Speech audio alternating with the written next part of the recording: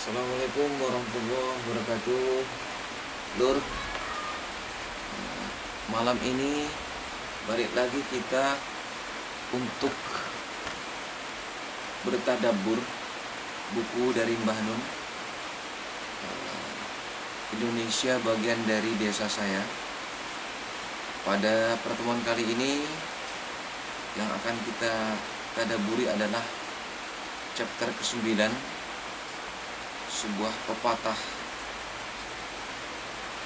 anak polah bapak peperada, bapak polah anak peperada.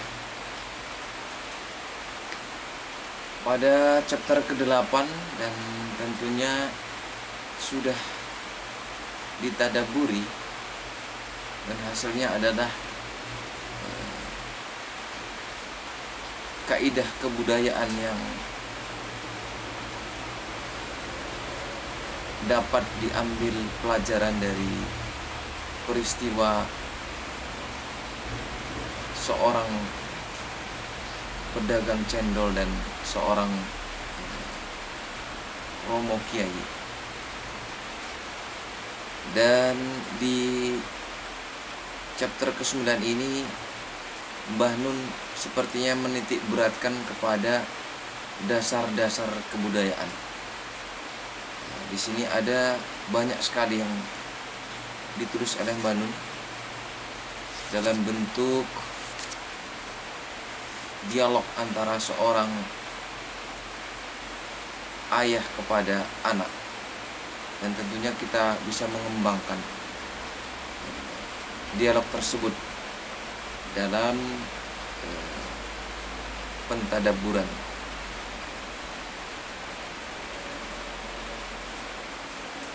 Di wilayah kerajaan Jawa, zaman sedang beralih, ruang terguncang, waktu tak lagi berlenggang, irama meninggalkan gamelan, sorot meripat bergeser arah tujuan. Chapter ke-9 ini dibuka dengan peristiwa yang terjadi di Pulau Jawa dan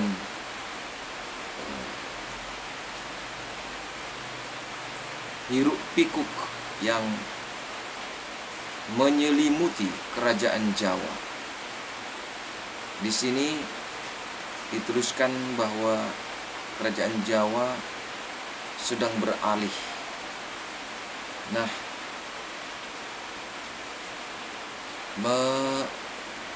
menyambung daripada kerajaan Jawa,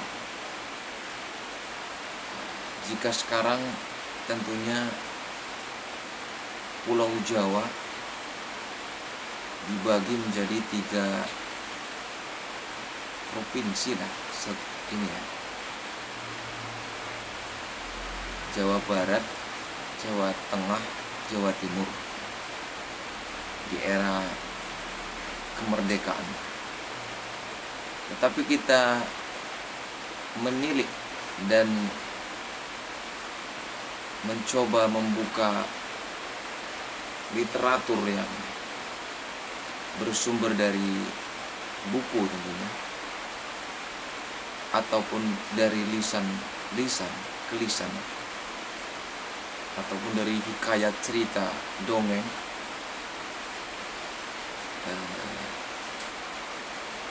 Didapati pula bahwa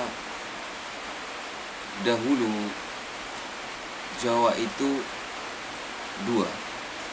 Kalau dari literatur Arab, seorang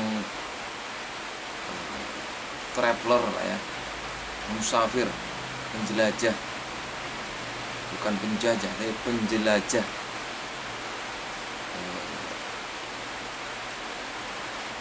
bernama Ibnu Battuta menginformasikan bahwa dulu ada Jawa Sugro dan Jawa Kudro, dan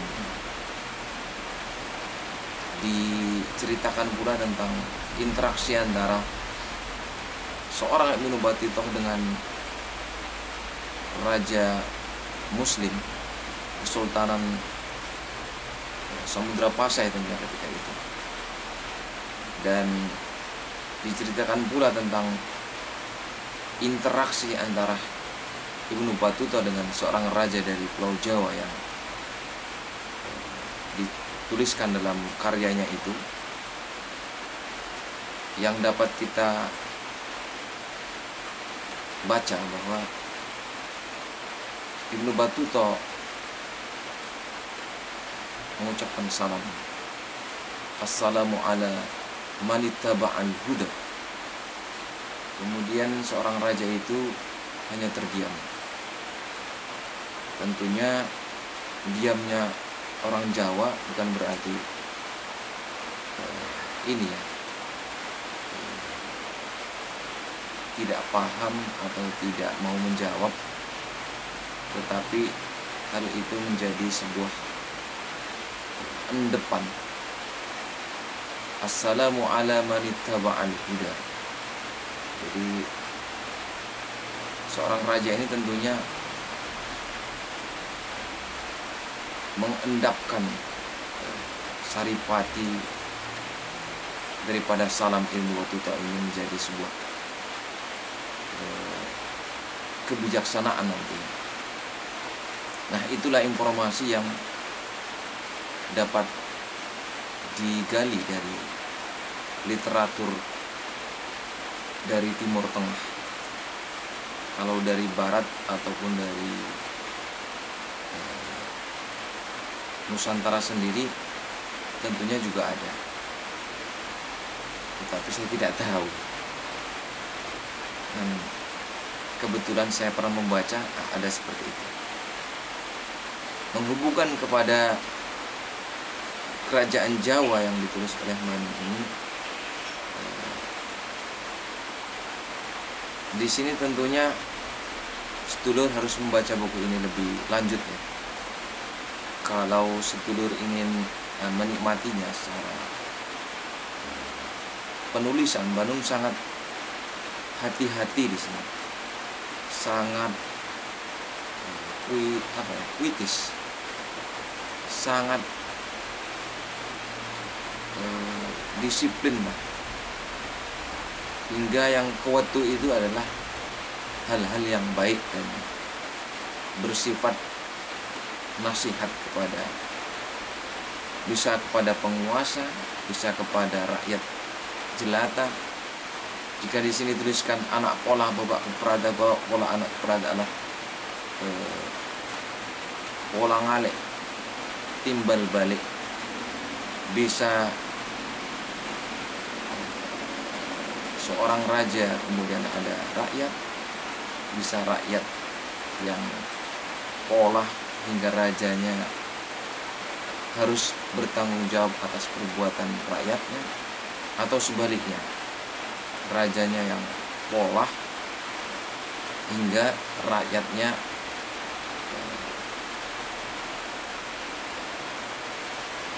memikul beban yang begitu berat dalam kehidupan sehari-harinya. Nah, di sini Mbah Nun menggunakan kata bapak dan anak. Nah, tentunya jika kita mentadabburi lebih dalam, bisa juga kita maknai secara ini ya, perkata bahwa memang ada peristiwa dialog antara seorang anak dan bapak. Bisa juga kita meluaskan ke yang lebih luas lagi, yaitu raja dan rakyat, rakyat dan raja. Tetapi sedulur harus baca buku ini lebih detail sehingga bisa menemukan hal-hal yang nantinya bermanfaat bagi sedulur sekalian. Nah, di sini ada dasar-dasar kebudayaan yang ditulis oleh Mbah Nun, seperti halnya ini ditulis di sini, ojo kupu-kupu tole ojo ngoyo-ngoyo, jagat iki ombo, ono dino, ono upo. Nah, ini sudah dibacakan juga oleh Mbah Joko Kamto dengan begitu epiknya. Dan saya akan minder kalau membacakan dialog ini, karena saya tidak sekali Mbah Joko. Masih tole di sini. Ojo kupu-kupu tole, ojo ngoyo-ngoyo, jagat iki ombo, ono dino, ono upo. Di sini disebutkan jangan tergesa-gesa, nak. Jangan diri dipaksa. Jagat ini luas, ada hari ada beras. Selaku seorang penderes, tentunya saya meskipun tidak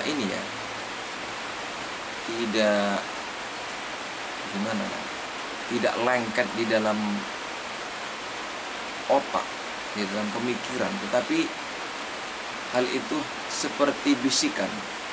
Artinya kita selaku petani ataupun pekerja ya, terkadang kita memasuki level ngoyo. Jika kita sudah berkeringat, maka kekuatan kita untuk melakukan pekerjaan lebih dalam, lebih luas, itu akan terpacu. Tetapi dibisiki oleh dasar-dasar kebudayaan seperti ini, sehingga hal itu akan membawa diri kepada keselamatan. Ojo kupu-kupu, ojo ngoyo-ngoyo, jagat iki ombo, ono dino ono upo.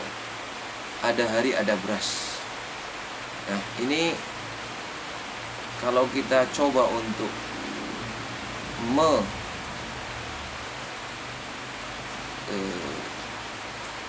menyelaraskan antara dasar-dasar kebudayaan orang Jawa dengan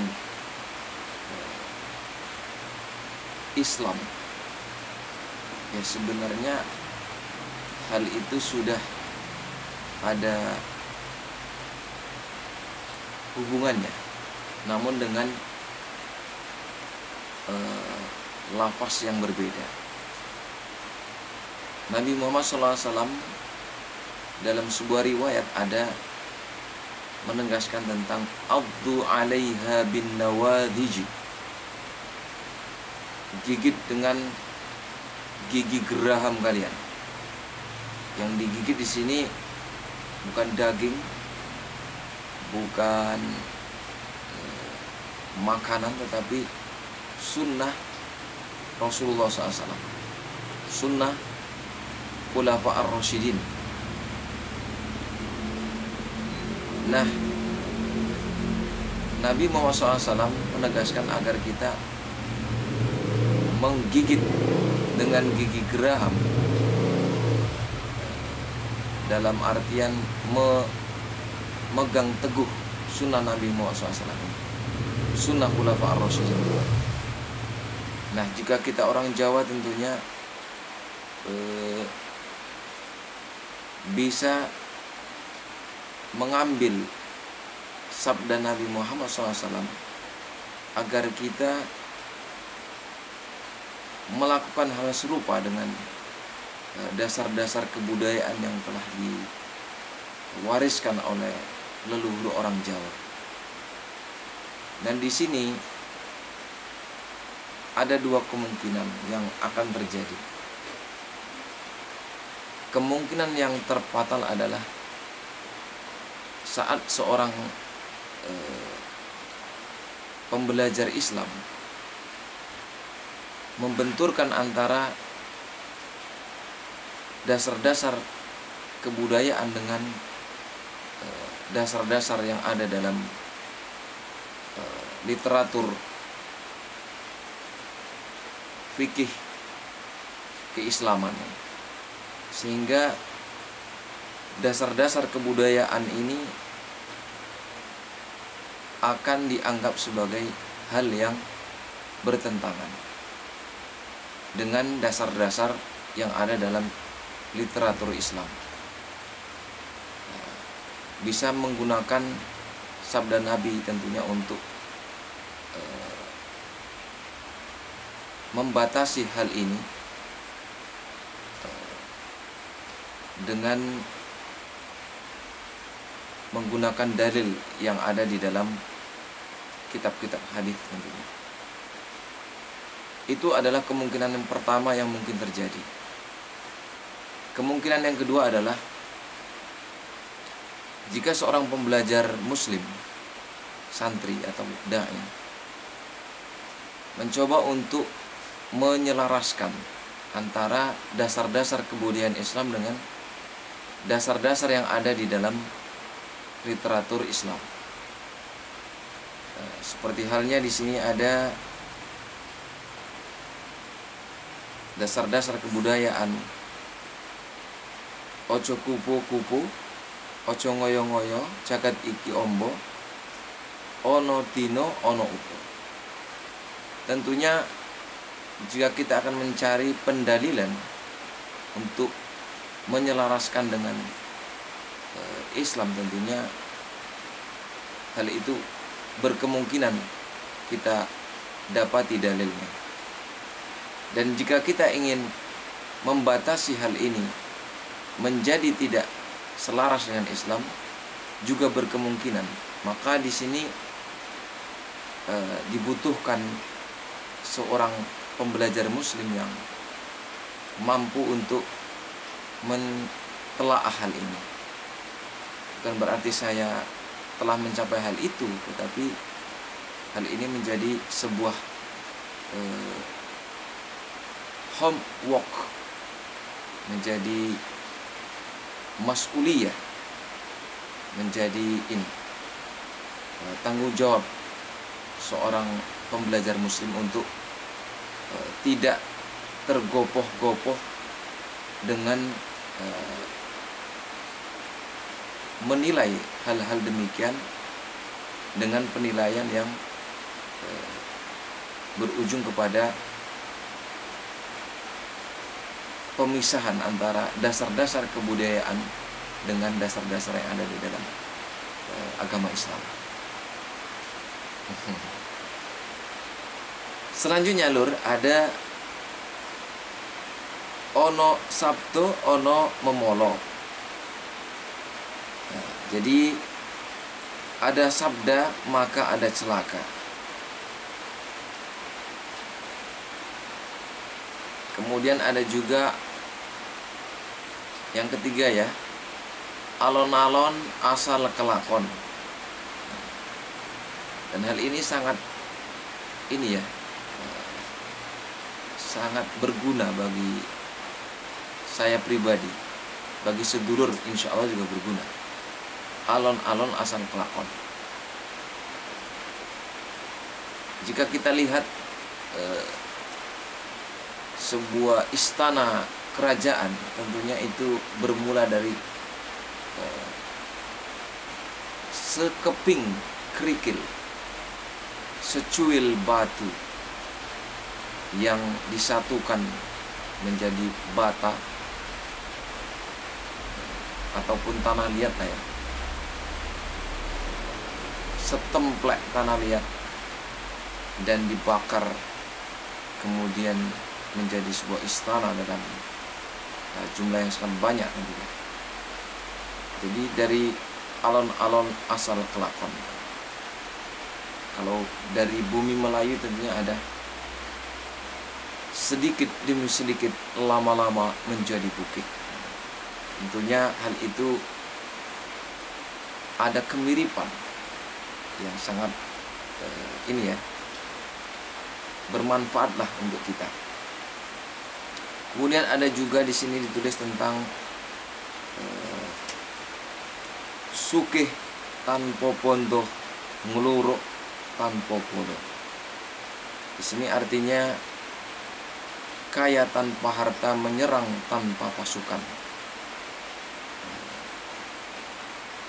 Di sini dijelaskan oleh Mbak Nun, Kaya ialah berharta, menang mesti dengan punya pasukan. Kekayaan tidak terletak di dalam jiwa, tetapi di rumah, persediaan tanah, di mata uang, dan gudang-gudang penyimpanan. Kemenangan ialah pasukan, siasat bala tentara, dan senapan. Kemenangan ialah kekuasaan. Kekuasaan adalah satu-satunya jalan menuju kejayaan. Nah, ini yang terjadi pada realitas saat ini tentunya. Tentunya untuk menempuh suke tanpa bontong, luruk tanpa polo ini, ya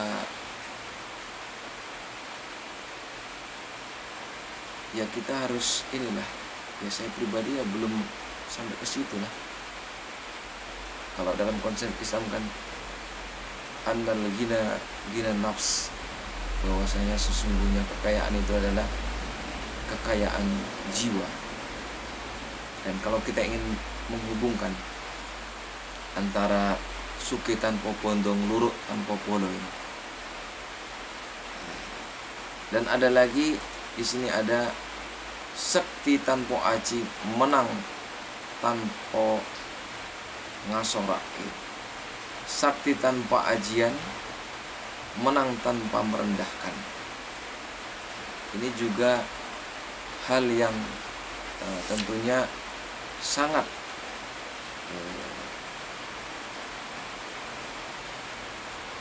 patut untuk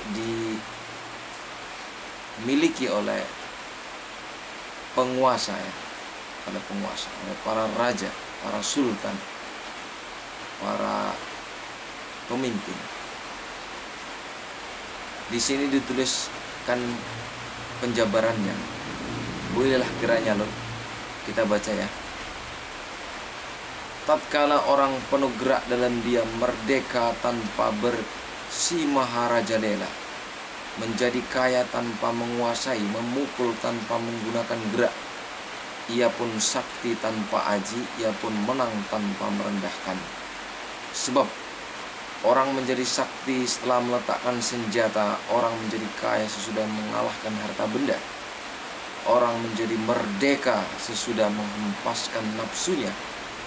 Ia sampai pada yang inti, ia menggapai yang sejati. Yang sejati itu tak kelihatan, yang kelihatan itu tidak kelihatan ketika nanti berakhir kesementaraan. Nah, itu penjabaran yang ditulis oleh Manu. Dalam dasar kebudayaan, sakti tanpa aji, menang tanpa ngasorak. Selanjutnya ada sepi ing pamrih, rame ing gawe. Ini tentunya tidak banyak pamrih, tetapi banyak berbuat. Kemudian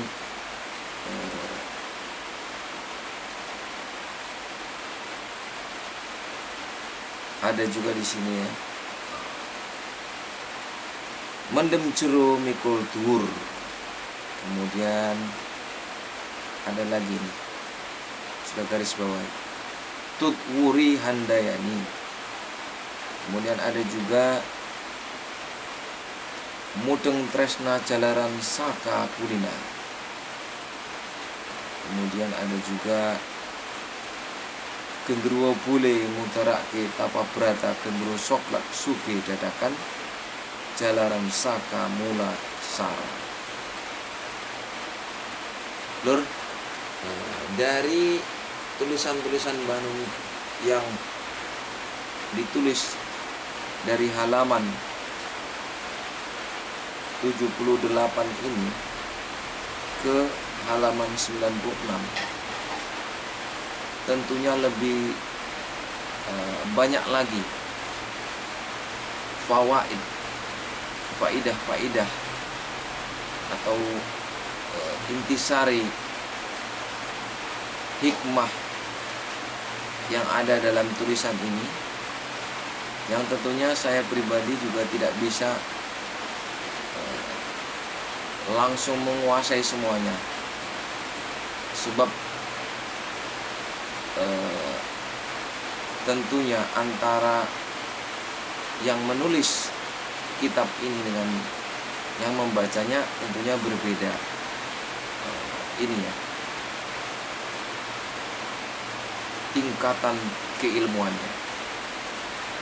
Jika pembaca tentunya levelnya masih level inilah, level pembaca, belum penulis.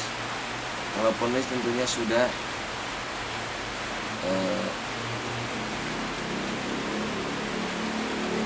makomnya makom penulis.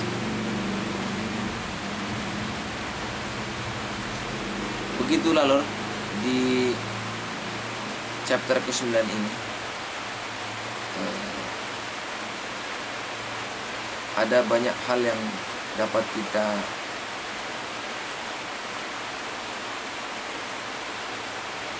ambil dari tulisan Banun ini. Nah, untuk menutup daripada pentadaburan chapter ke-9 ini,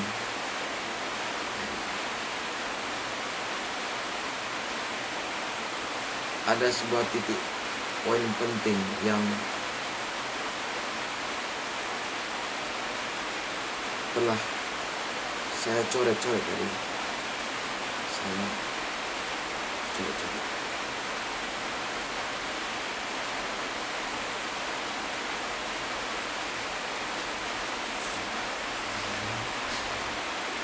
Titik penting itu adalah jika kuda tiran melaju, ia melabrak setiap tali penjerat dan batu pencegat. Namun hanya kemuliaan budi yang melahirkan walat, hanya keluhuran nurani yang menjadi roh jimat. Kalau itu hilang, para pemberontak harus ditebas dengan pedang, harus diserimpung dengan jala kekuasaan. Nah, itulah tulisan Mbah Nun yang menekankan tentang seorang anak yang tidak wungkul lagi, seorang anak yang tidak wungkul.